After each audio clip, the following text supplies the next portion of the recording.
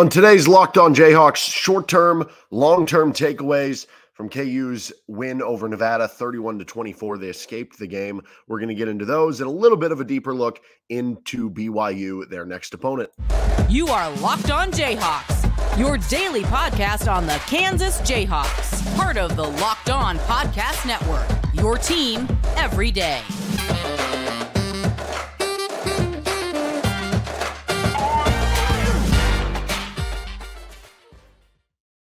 I'm Derek Johnson. You can hear me as well Monday through Friday from 3 to 6 p.m. on KLWN in Lawrence with Rock Chalk Sports Talk. Thanks for making Locked On Jayhawks your first listen every day. We're free and available wherever you get any of your podcasts. You can also find us on our YouTube page where you can like and subscribe to the show. On today's edition of Locked On Jayhawks, we are breaking down more from the Kansas-Nevada game, short-term takeaways from the game, long-term takeaways from the game, and a deeper look into BYU, KU's next opponent, who they're going to be playing this next Saturday. First, this episode of the show is brought to you by FanDuel Sportsbook, the official sportsbook of Locked On. Make every moment more. Right now, new customers can bet just $5 and get $200 in bonus bets guaranteed. Visit FanDuel.com/LockedOn to get started today. So week 3 takeaways, short-term and long-term for KU. We're going to start with the short-term. I think just addressing this, you found a way to get a win. Winning ugly is still a positive because you won the game, especially in, college football where, in the NFL, you can lose a couple games, still get the 1 seed, still make the playoffs, right? In college football, it's a different bear with trying to win your conference or trying to compete, or, this could be the difference between making a bowl game or not making a bowl game, right? There's a lot that goes into it. So just win ugly any way you can. The questions will be how you learn from it. The whole idea of you learn more from a loss, maybe that is true, but the best teams learn from wins where they don't play well also. The best teams have to be able to figure that out. So if you want to be a good team, you want to be a competitive team, learn from even a win where you weren't fully up to snuff in what you think that you are and what you were the week before against Illinois. So in the short term, the win is good, and that's what matters most, that you kept that 0 out of the loss column and that you added another one to the W column. But at the same point in time, in the short term, obviously that was not KU's best performance. I guess short term is that, that performance also, by doing that, even though you won, you're not ranked this week. Like if you would have blown them out, maybe you would have had a chance to do so, but that opportunity is going to present itself this Saturday, because I think if you beat BYU, there's a good chance that you would be ranked the following week. The run game wasn't as strong this week. That was more of a short-term takeaway. It's still something that I view to be a long-term strength for this team. You did it in the first 2 weeks, basically 250 rushing yards each of the first 2 weeks of the season. Wasn't as strong this game. Now, Devin Neal still had a big game. Daniel Hishaw had a solid game outside of the fumble. But overall, as a team, just 3.6 yards per carry for KU. Obviously, that takes into account sacks. You had 2 of them, though. That's not like a huge number in there. It's not like KU was just running over them however they wanted. We didn't see the quarterback run game get going, really, with KU and Jalon Daniels. So, not your best run game. The run blocking grade on Pro Football Focus, it was fine, but it wasn't great. Bryce Cabledew was really solid. He was second in run blocking for KU at a 77. For what it's worth, our Maj Reed Adams was first at 81, but Reed Adams was in the 20s in pass blocking. Cabledew was at 77 in run blocking, also 73 in pass blocking. But the rest of your linemen had grades below 70. Michael Ford was real close to it with a 68. And you got a couple of guys in the offensive line who are rotating in, or starters who are in the 50s for run blocking. So that wasn't your best game overall against a defensive line that isn't great for Nevada, or defense overall that isn't great for the Wolfpack. Pass blocking, for what it's worth, another short-term takeaway, it was actually really good in that game, and that's something that has continued through every game this season. Be interesting to see how that handles into Big 12 play. As a team, KU had an 84 pass block grade against Nevada. You had 9 players who had at least 2 pass block snaps, which that's still a very small number, but still, and still had a 70 or higher pass block grade. Like Trevor Cardell had a couple pass block snaps. He was above a 70. Devin Neal had a really good pass blocking grade. He had 4 snaps, so it's still not a ton, but still. And then your offensive line did really well in pass blocking, including guys like Dominic Pooney or, Bryce Cabledew, or just really along the offensive line, just a great job there whether it was Michael Ford or whoever in pass blocking. It was also nice to see Mason Fairchild have a big game. That wasn't something that was a concern or anything, but he only had a couple catches in the first 2 weeks. And I know there's a question asked to Andy Kotelnicki if that was something that, they were going to try to get him more involved this week. And Andy Kotelnicki kind of said that, it's just kind of a product of the offense. We have a lot of good players. We're going to spread the ball around to different players, and it just is going to kind of depend who's open on that specific read based on how the defense is playing you. And obviously there are certain times where maybe you drop a play with the intention of, hey, this guy's going to get open based on what we think schematically the other team likes to do, but there's still no guarantee they're going to do that specific play or thing on that specific play.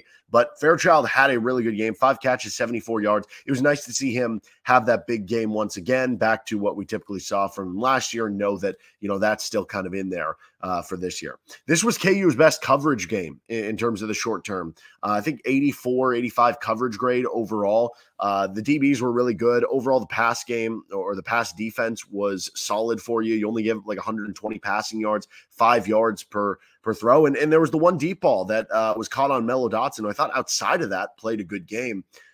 If you take away that one play, it's really, you're just shutting him down to like 80 passing yards. Now, obviously that play does matter, and that was a part of the Nevada offense, that they're going to try to hit you for some deep plays and get a big shot. But you held them to just one for a team who maybe likes to do a little bit more than that. And even with that, the pass numbers were good overall, and the coverage numbers on Pro Football Focus reflected that. Short-term takeaway too, DJ Withers played 34 snaps in this game. Tommy Dunn only played 17. So both those guys have been rotating in.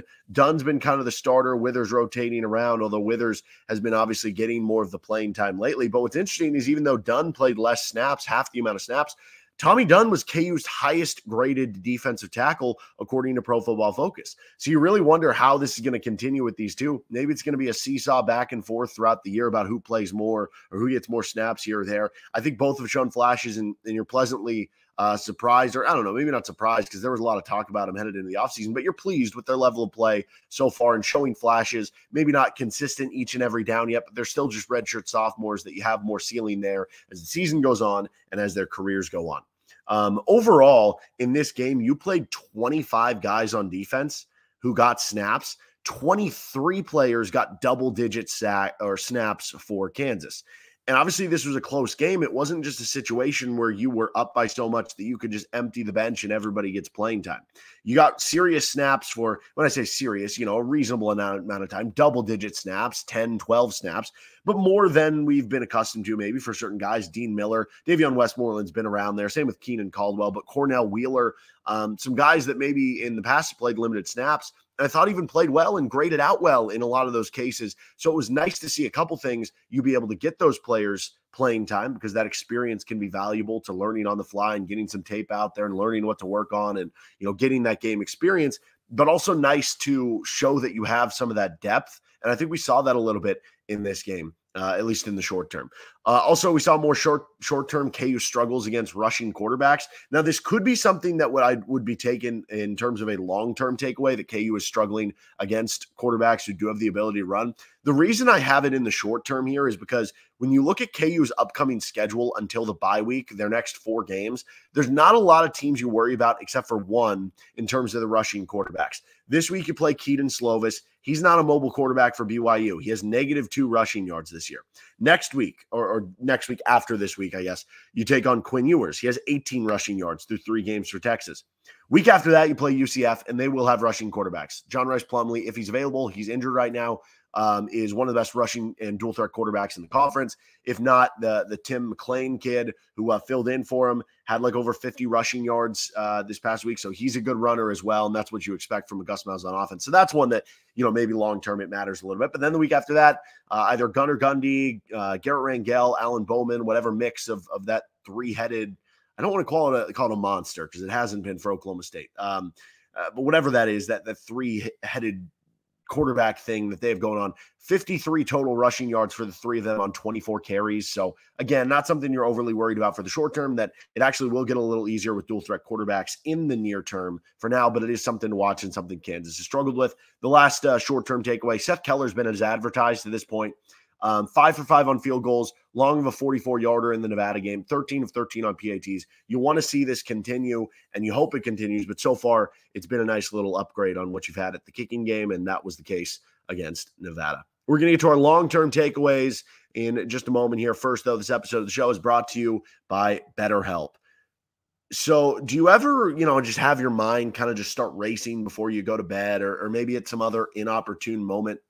Maybe you're getting ready to go into an important interview or do something at work, and you have that kind of anxiety, anxious feeling. Well, it turns out one great way to make those racing thoughts go away is to talk them through. And therapy gives you a place to do that so you can get out of your negative thought cycles and find some mental and maybe even emotional peace. If you're thinking of starting therapy, give BetterHelp a try. It's entirely online, so you don't have to worry about driving somewhere. It's designed to be convenient, flexible, and suited to your schedule. Just fill out a brief questionnaire to get matched with a licensed therapist and switch therapists at any time if you're not vibing with the current one at no additional charge. Get a break from your thoughts with BetterHelp. Visit betterhelp.com/lockedoncollege today to get 10% off your first month. That's BetterHelp. HELP.com/lockedoncollege. On to our long-term thoughts from takeaways from the KU Nevada game after the tight win over the Wolfpack in Reno. Very interested to see what the future usage of the running game for the quarterback with Jalon Daniels will be. Now, in the Illinois game, Kansas ran Jalon Daniels a decent amount of times, although, come to think of it, I do remember a couple plays where there were designed like option plays that he kept, or maybe designed running plays for the quarterback. There were also a couple scrambles for him in the Illinois game. And I think overall for the Illinois game, he had like 11 carries, but he only had 24 yards. Part of that, though, you lose the yardage for the sack. So realistically, running the ball, he would have had 40. So they used it a little bit more. In the Nevada game, he had 7 carries for -4. You take out the 2 sacks, that's 5 carries for him. It wasn't really a big thing in the offense. So I don't know if some of those plays were read option plays or if they were just straight gives to the running back. I'm kind of thinking they were just straight gives to the running back. Was that intentional? Were they not trying to show stuff on film for BYU? Then again, it was a close game, so you would think they're not trying to hide stuff. Was that intentional because he's having some of those back flare-ups throughout the week and they're trying to make sure he's safe and healthy? Is that just something they planned on doing before the season started, to try to run him a little bit less and only use it in key games and in key moments? Because you did see in the fourth quarters, they were trying to ice the drive away with their last possession of the game before the possession where they kneeled the ball out. He did run on one of the plays on like a read option that he kept. So that's kind of my thought, that it's more of a, we will use it if it's a necessity, but we don't want to use it as much as it was last year. I do think it hinders the KU offense a little bit, but it just kind of depends on the matchup. And I do feel like in bigger matchups, they will use it more. So I don't know. It'll be interesting to see how they kind of employ the quarterback run game moving forward in terms of long-term takeaway. From Daniel Hishaw's perspective, I think it's becoming long-term now.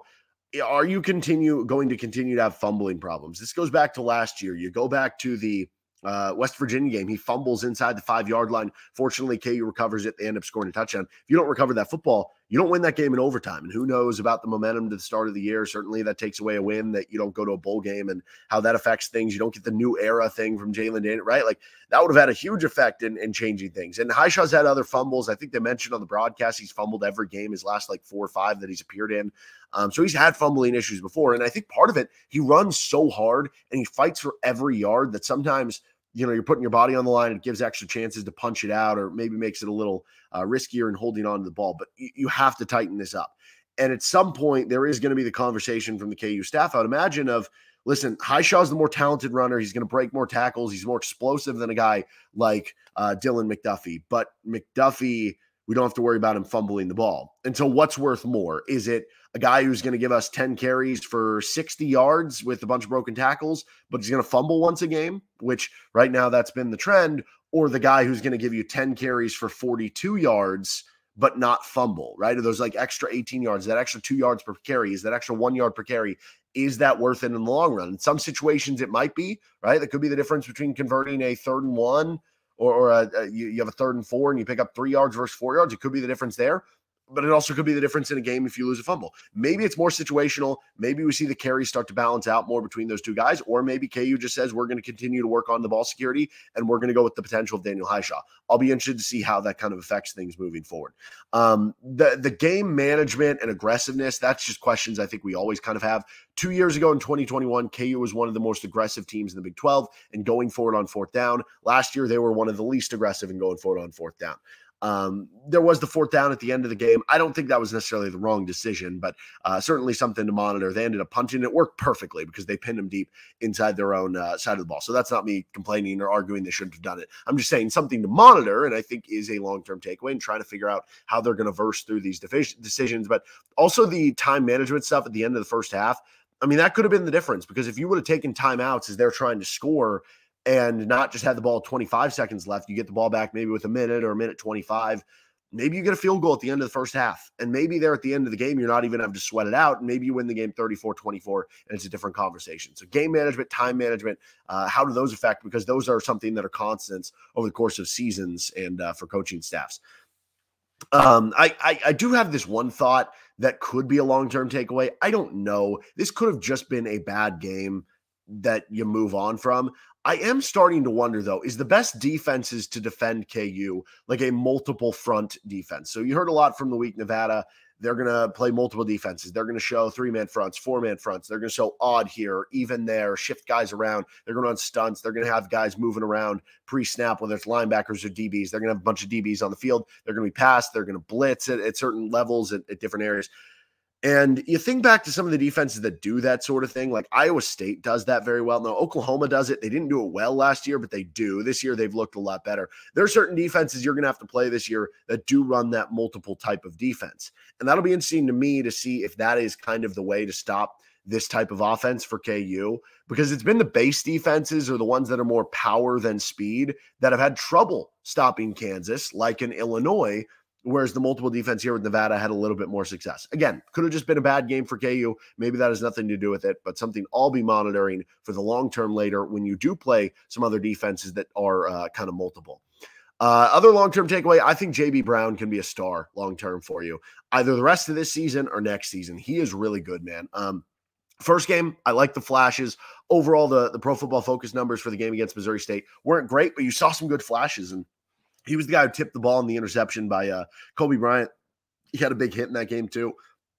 Then in week 2, he had a good Pro Football Focus number. He lined up all around, played some defensive end, played some linebacker, had some big hits, had a sack in the game. I think he might have actually had 2 sacks. And then this game, he had an unbelievable Pro Football Focus number. He got the start at linebacker, Taiwan Berryhill, dealing with kind of an injury, although I think Berryhill did play. 92 coverage grade for JB Brown. That's an elite number, especially for a linebacker. That's elite for anybody, let alone a linebacker. 88 overall grade on Pro Football Focus. Played 42 snaps in the game. I think this dude can be a stud. I think this can be your best linebacker since Joe Deneen. I guess there was Drew Prox in there who was really good. He just always got hurt. But yeah, I think this kid, the talent is off the charts here.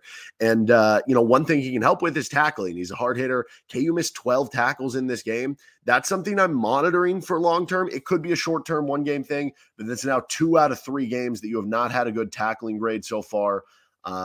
I don't know, maybe something about it with the lesser competition games that you overlooked your opponent. Maybe that's all he had to do with it, because he had a good tackling game against Illinois. So something I'm just kind of monitoring for how that affects with the long term. All right, we're going to finish up a little bit of a deeper dive into BYU, KU's next opponent, on Saturday. First, though, this episode of the show is brought to you by Athletic Brewing Company. Now time for your Game Changer of the Week, brought to you by Athletic Brewing Company.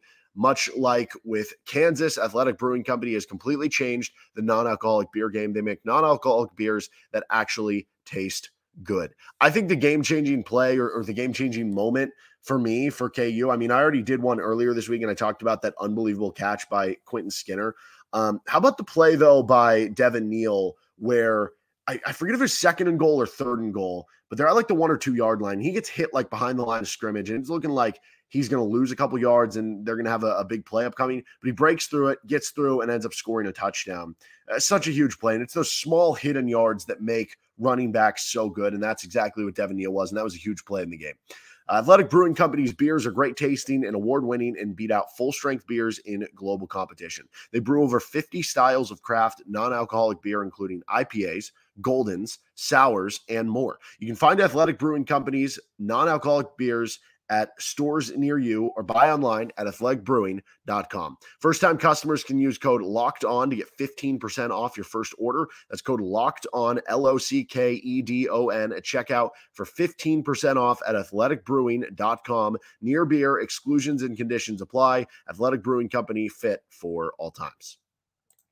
Finishing things up, more of a look at BYU. We did a brief look on the Nevada recap episode the other day. So BYU is coming in. This game will be on Saturday at 2:30 in the booth. BYU travels really well. They had a good amount of fans in the game in Fayetteville against Arkansas when they won 38-31. It was an unbelievable grab by the kid, Chase Roberts, in the back of the end zone to get the game-winning touchdown there and win 38-31. The offense looked really good, and that moved them to 3-0. That win over Arkansas carries a lot of water to me. It's on the road. I view Arkansas to be a solid team that'll probably win 6-7 games this year. If they would have won that, I probably would have seen them being maybe even an 8-win team. But, that'll be a solid bowl team in the SEC. And we obviously saw what Arkansas did against Kansas last year. Obviously a different Arkansas team, but there's a lot of returning faces, just like the quarterback and the running back who torched Kansas, and BYU was able to win that game.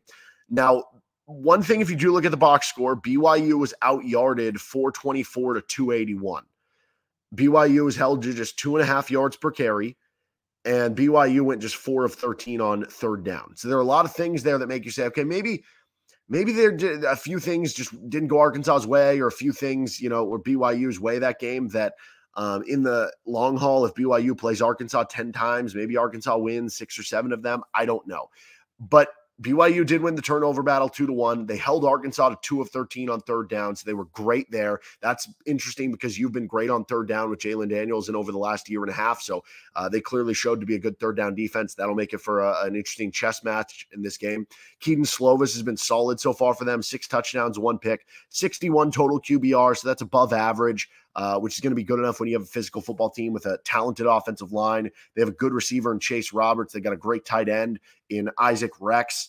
Defensively, they've forced 7 turnovers so far through 3 games of action. They had a shutout in their first game, defending a Sam Houston team that, typically when I think of what they've been able to do at the FCS level, running the football is something that comes to mind, and that's going to be something you're going to be looking to do. They're a physical football team that is big, that is going to come in not afraid to play Power 5 football. They just went on the road against Arkansas and got the win. They've been playing, even if it hasn't been 8 or 9 Power 5 games like you've been playing, they've been playing more than some of the teams who came over from the American. They're typically playing, 5 or 6 Power 5 games against teams from the Pac-12. They beat Baylor a season ago. This is a good football team, and they're in their Big 12 opener. They're going to be jazzed up for it, and they're going to have a lot of fans coming out to the game. So I guess it's up to the fans. Fill the booth and try not to have a lot of BYU fans in there to defect some of your home field advantage. But this is a very good BYU team, one that I voted in my top 25 in our Locked On top 25. I think very highly of them, which means for Kansas, if you win this game, it would be thought of very well from my perspective and would kind of get you back on track. But certainly one that's a coin flip. I saw the early line on the game was Kansas favored by 7. I thought that was a little too many points. I thought the line would be closer to like 3 points. I understand Kansas being at home and you're expecting a bounce back from them. And I think you'll have BYU's full attention after the Nevada game, especially after they beat Arkansas. That's the good news for Kansas. But this is a no gimme game. This is a very tough BYU team that you're going to try to take down. All right, that's going to do it for this episode of Locked On Jayhawks. We'll be back later this week. We have a first quarter stock report for KU football. They're done with their first 3 games. That's the first quarter of the regular season. We'll have what stocks up, what stocks down. We'll have our KU basketball power forward / 4-man preview, and we'll have our preview of the KU BYU game later this week too. This has been Locked On Jayhawks. Find us anywhere you get any of your podcasts or on our YouTube page. Like and subscribe to the show. See you next time with LOJ.